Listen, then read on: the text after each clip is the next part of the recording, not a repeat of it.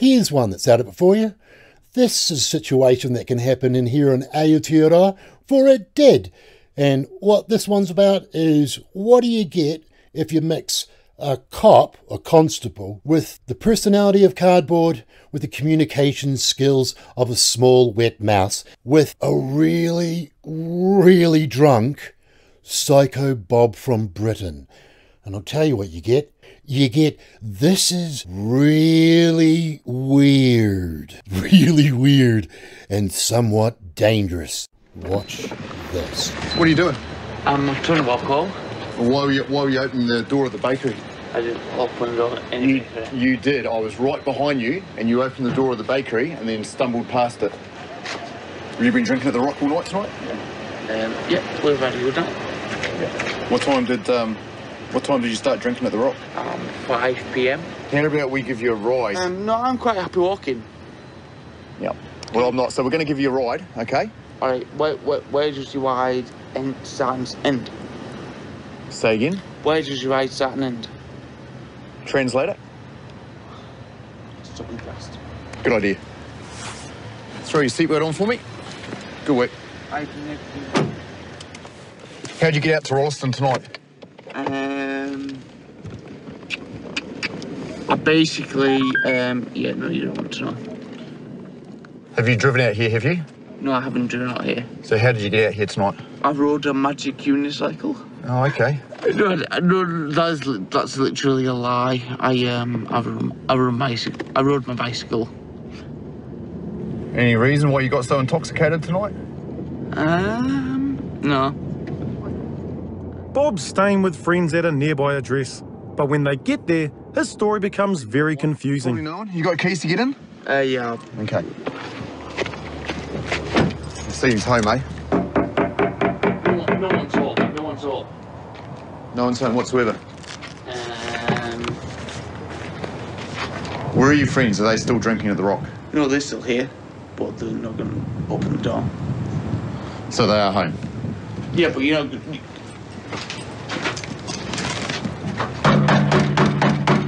You're not going to answer the door to that. Don't touch me. Wow. You, Do you want to get let in? I do. Follow me. Doesn't have to be difficult, does it? I know. Why are you making this difficult for everyone?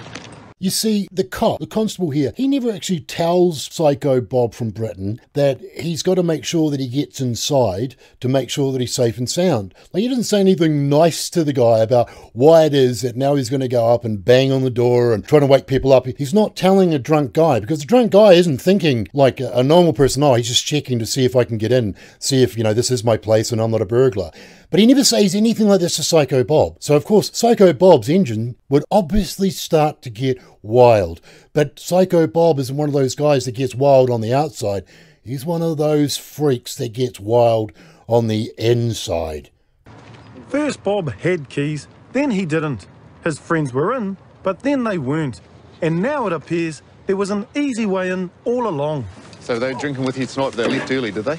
Yeah, your mates. My mates. Oh, right. The back door's open and about to leave when Bob suddenly decides to invite him in, and he's not taking no for an answer. Yep.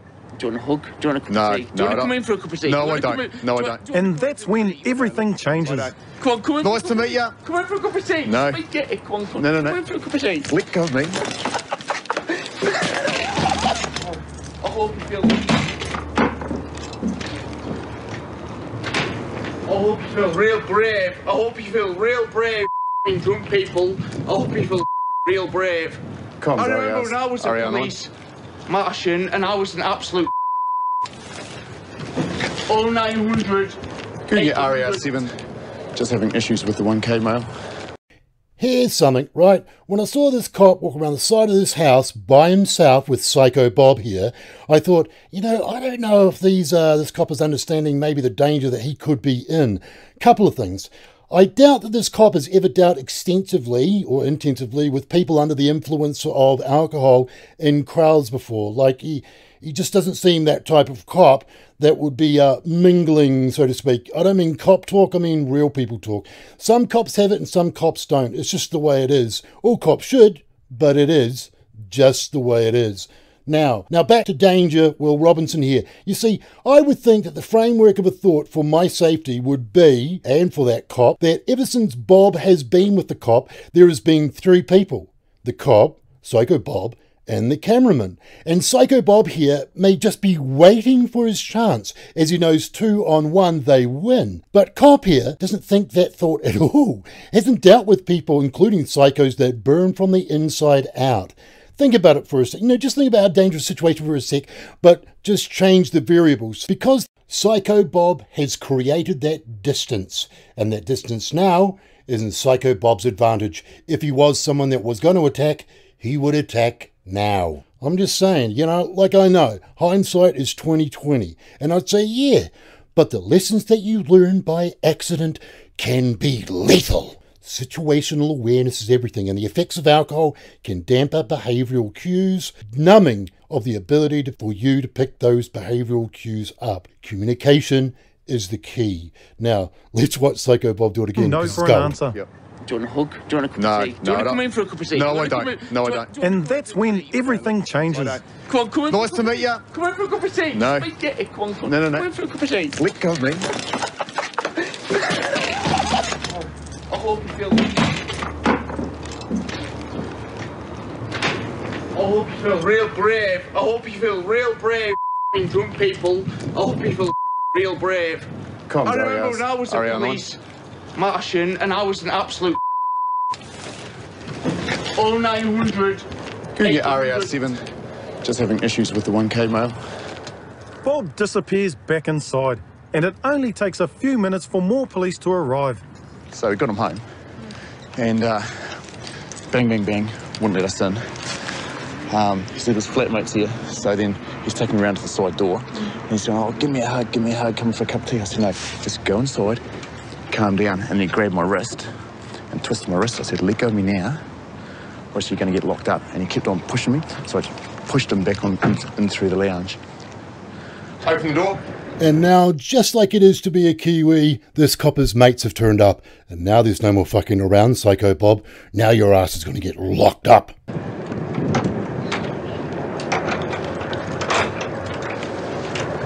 Come outside. Right. Step outside. By this time, Bob's calmed down considerably. But as police move to make an arrest, his friends begin to turn up. Oh, God. Here's another critique for you, right? Think about it. These 3 cops are arresting Psycho Bob here, which is a good thing. And the next thing, Psycho Bob's mates pull up. The ones that live there. And this guy, one of Psycho Bob's mates, has walked up and gotten that close to his mate before this chick cop approaches him. Because you got to think, those friends rode up there in a taxi. And they would have had to have pulled up, paid, then got out, and then walked up to where they are now. That means, if not all of those cops, which they should have been aware, that there is now a new variable which has now created a whole new dynamic to the danger that they could be in. She should have seen it, and instead of creating a barrier of at least the walkway in, she waits until his mates approach that close. You never, ladies and gentlemen, you never, ever let the mates of a person being placed under arrest get within feet of their mate, especially if they are pissed. And if you think, oh yeah, but maybe she just made a mistake, she didn't see them and got caught off guard, well, she makes that mistake twice. Communication, ladies and gentlemen, is the fucking key. Hi, do you live here? Yeah, I live here. Okay, can you just wait on down there, please? We're just talking to your flatmate or mate. Can you just wait down the footpath? I'm telling you, I'm not asking you. Yep, so at this stage you're under arrest. Okay, as you're under arrest, you have the following rights. Can I ask? Hey, just keep your distance, keep your distance. Stay back there. Yeah. In fact, I told you to stay back on the footpath. But can I ask a reason why? We'll talk to you soon. Yeah, like, but it's... Hey, take your voice down. Voice down or you're going to get locked up too. Oh, yeah, sorry, right. The intoxicated male's just been K9'd. We'll take him back to the station and process him back there. His flatmates are just arriving home now, so we'll get back to the station before more disorder kicks off. Take your handcuffs off, yeah? Okay. That'd be very much appreciated. Thank you. Back at Rolleston Station, Bob seems even more subdued, but he's still able to pull the odd surprise. The odd surprise. The thing is, it numbs the behavioural cues that cop can pick up on. This guy fucking hates this cop, but he just doesn't show it on the outside. Can I just leave your pockets here first?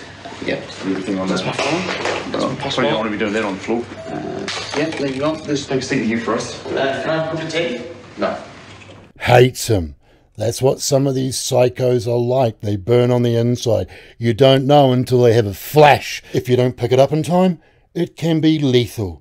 Learning by accident can be lethal. Background checks confirm that Bob's never been in trouble with the police before, so he'll be released with a pre-charge warning. Could this turn up on your criminal record in the future? No, it's a warning. It's a warning. Okay, so it's not a conviction, it's a warning. You're telling me off? And I'm to say that I'm a bad boy? Absolutely. Yeah. Yep. You take that on board. Lovely. We'll be with you very shortly, yeah?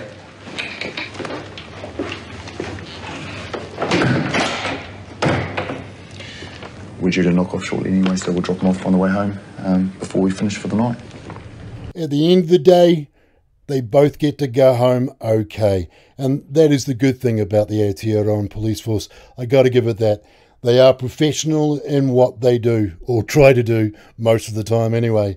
And they do get under the pinch a lot. The thing about our cops, the thing about, I think, any police force, when you don't have a gun on your hip, you've got to have the patience of a saint, even in really, really dangerous situations with people like Psycho Bob and this next piece of shit.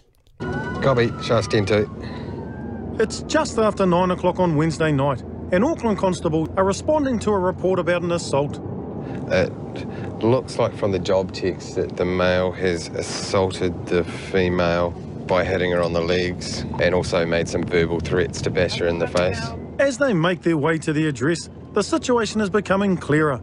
The victim has been assaulted by her own son. Son has a cut to his fingers, so he's bleeding everywhere.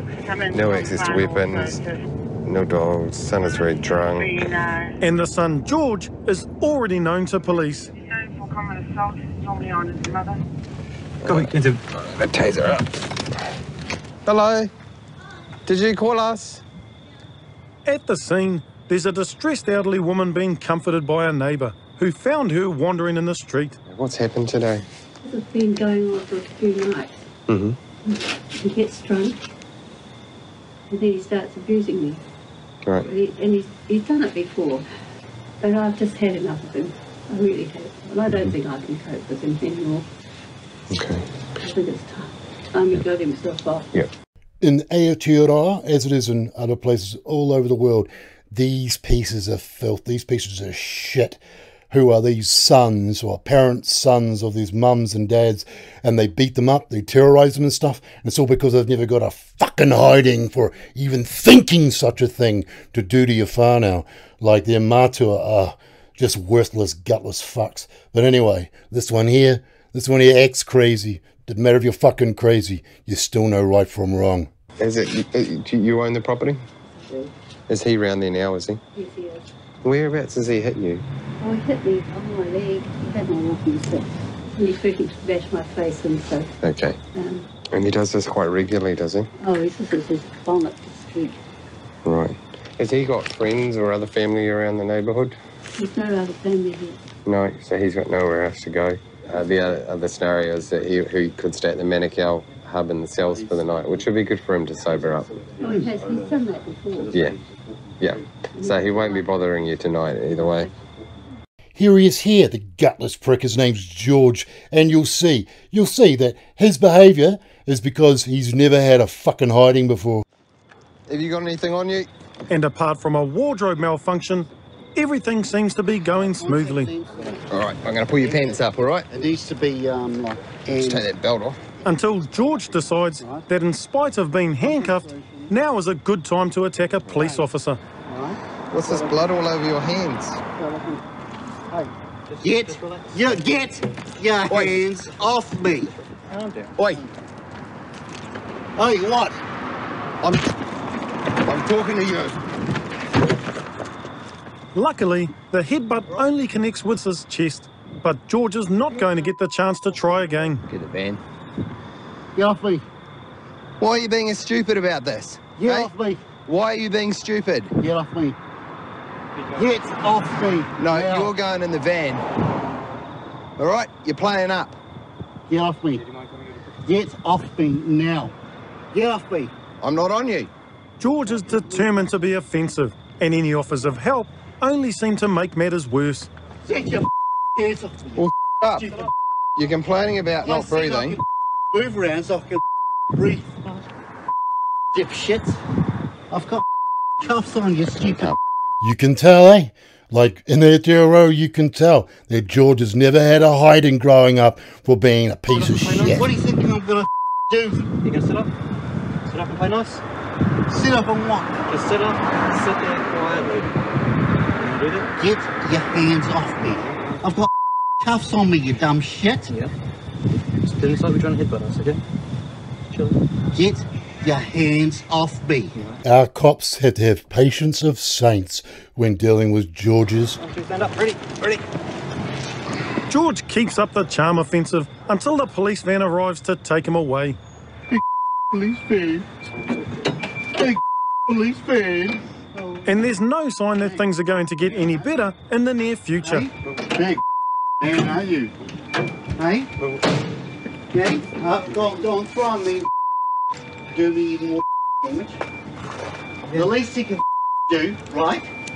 Since you've got the cuffs on me, right? Yeah, take them off and let me. Put your head down, eh? What? Mind your head. Take the thing off me, mate. Cool. Awesome. Jump in, eh?